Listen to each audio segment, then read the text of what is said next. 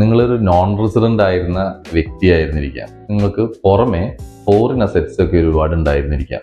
പിന്നീട് നിങ്ങൾ Indian resident ആയിട്ട് അല്ലെങ്കിൽ ഇന്ത്യൻ ടാക്സ് റെസിഡന്റ് ആയിട്ട് മാറി.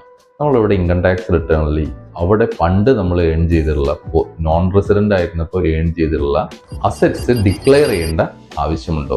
ഇതാണ് നമ്മൾ ശ്രദ്ധിക്കേണ്ട ഒരു കാര്യം. നിങ്ങൾക്ക് പേപ്പറിലൊക്കെ നിങ്ങൾ ഒരുപാട് കണ്ടിട്ടുണ്ടായിരിക്കാം ന്യൂസ് റിപ്പോർട്ടുകൾ. ഫോറിൻ അസറ്റ്സ് ഡിക്ലെയർ ചെയ്യാത്തവർക്ക് നോട്ടീസ് വരുന്നുണ്ട്. അത് ഡിക്ലെയർ ചെയ്തുകൊണ്ട് റിട്ടേൺ റിവൈസ് ചെയ്യാൻ പറഞ്ഞിട്ട്. ഇതെന്താണ് കാരണം? ഇത് നിങ്ങൾ ഡിക്ലെയർ ചെയ്തില്ലെങ്കിൽ എന്തൊക്കെ രീതിയിലുള്ള പെനാൽറ്റികൾ നിങ്ങൾക്ക് വരാം? ബ്ലാക്ക് മണി ആക്ട് എന്ന് പറഞ്ഞൊരു ആക്ട് ഉണ്ട്. ബ്ലാക്ക് മണി ആക്ടിൽ എന്താണ് പറയുന്നത്? നിങ്ങളൊരു റെസിഡന്റ് ആയിട്ടുള്ള ഒരു വ്യക്തിയാണെങ്കിൽ നിങ്ങളുടെ ഫോറിൻ അസറ്റ്സ് നിങ്ങളുടെ റിട്ടേൺ ഫയൽ ചെയ്യുമ്പോൾ അതിൽ കാണിക്കാതിരിക്കുകയോ അല്ലെങ്കിൽ ഫോറിൻ അസറ്റ് ഉള്ള വ്യക്തികളാണെങ്കിൽ റിട്ടേൺ ഫയൽ ചെയ്യാതിരിക്കുകയോ ചെയ്തു കഴിഞ്ഞാൽ നിങ്ങൾക്കെതിരെ ആക്ഷൻ എടുക്കാം ബ്ലാക്ക് മണി ആക്ട് പ്രകാരം. അതിന്റെ പെനാൽറ്റി 10 ലക്ഷം രൂപ വരെ പെനാൽറ്റി നിങ്ങൾക്ക് ചാർജ് ചെയ്യാനും ഉള്ള അധികാരം ഇൻകം ടാക്സ് ഡിപ്പാർട്ട്മെന്റിന് ഉണ്ട്. അപ്പൊ അത് വരാതിരിക്കാൻ നിങ്ങളുടെ ഇൻകം ടാക്സ് റിട്ടേണിൽ ഫോറിൻ അസറ്റ്സ് ഡിക്ലെയർ ചെയ്യുക, കാണിക്കുക. ഇനി ഓൾറെഡി ഫയൽ ചെയ്ത ആളുകളാണെങ്കിൽ റിട്ടേൺ റിവൈസ് ചെയ്ത് ഫോറിൻ അസറ്റ്സ് കാണിച്ചുകൊണ്ട് റിട്ടേൺ അപ്ഡേറ്റ് ചെയ്യുകയോ അല്ലെങ്കിൽ റിവൈസ് ചെയ്യുകയോ ചെയ്യുക. പെനാൽറ്റി 10 ലക്ഷം പറയുന്നത് 20 ലക്ഷത്തിനും മീതെയുള്ള അസറ്റ്സിനുള്ള കേസുകളാണ്. ഇമൂവബിൾ പ്രോപ്പർട്ടിക്ക് ആ ലിമിറ്റ് ഇല്ല. 20 ലക്ഷത്തിന് മീതിയുള്ള അസറ്റ്സ് ആണ് ഫോറിൻ അസറ്റ്സ് ഉള്ളതെങ്കിൽ നിങ്ങൾ ഡിക്ലെയർ ചെയ്തെങ്കിൽ 10 ലക്ഷം രൂപ വരെ ബ്ലാക്ക് മണി ആക്ടിൽ